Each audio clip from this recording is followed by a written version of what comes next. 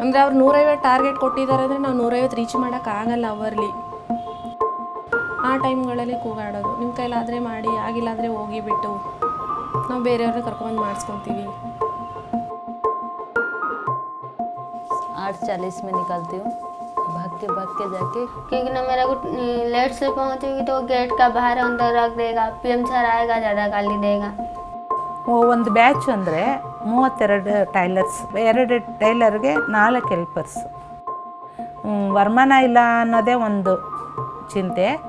ಆದರೆ ಮನೇಲಿ ಸಣ್ಣ ಪುಟ್ಟ ಕೆಲಸ ಮಾಡಿಕೊಂಡು ಮಕ್ಕಳು ನೋಡಿಕೊಂಡು ಆ ಬ್ಲೌಸು ಅದು ಡ್ರೆಸ್ ಎಲ್ಲ ಹೊಲಿಯೋದ್ರಿಂದ ಏನೂ ಅನ್ನಿಸ್ತಾ ಇಲ್ಲ. ಆದರೆ ಏನೋ ಒಂದು 2 ವರ್ಷ ಕೆಲಸ ಇದ್ದಿದ್ರೆ ಚೆನ್ನಾಗಿದ್ದಿರೋದು ಅನ್ನಿಸ್ತಾ ಇತ್ತು.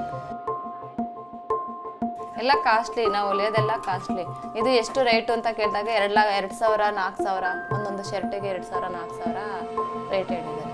ಬಟ್ ಅವ್ರು ಅದು ಎಲ್ಲಿಗೆ ಹೋಗುತ್ತೆ, ಅವ್ರು ಹಾಕೊಂಡಾಗ ಯಾವ ಥರ ಕಾಣ್ತಾರೆ ಅಂತ ನಮಗೆ ನೋಡಬೇಕು ಅನ್ನೋ ಆಸೆ. ಬಟ್ ಅದು ಎಲ್ಲಿ ಮಲ್ಲೇಶ್ವರಮ್ಮಗೆ ನಮ್ಮ ಕಂಪ್ನಿಲಿ ಮಾಡಿರೋ ಬಟ್ಟೆನ ನೋಡಿದ್ದೀವಿ ನಾವು, ಸೇಲಿಗೆ ಹಾಕಿದ್ದು ಅದೊಂದೇ ಸಲ ನೋಡಿದ್ದು ಅಷ್ಟೇ.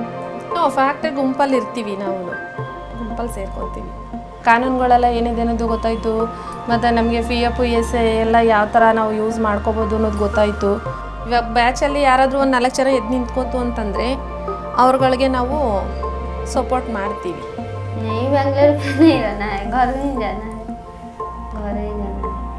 बेंगलोर पे ज़्यादा दिन रह गया, इसलिए मम्मी पापा के साथ कभी इतना छोटा सा आया है बेंगलोर पे.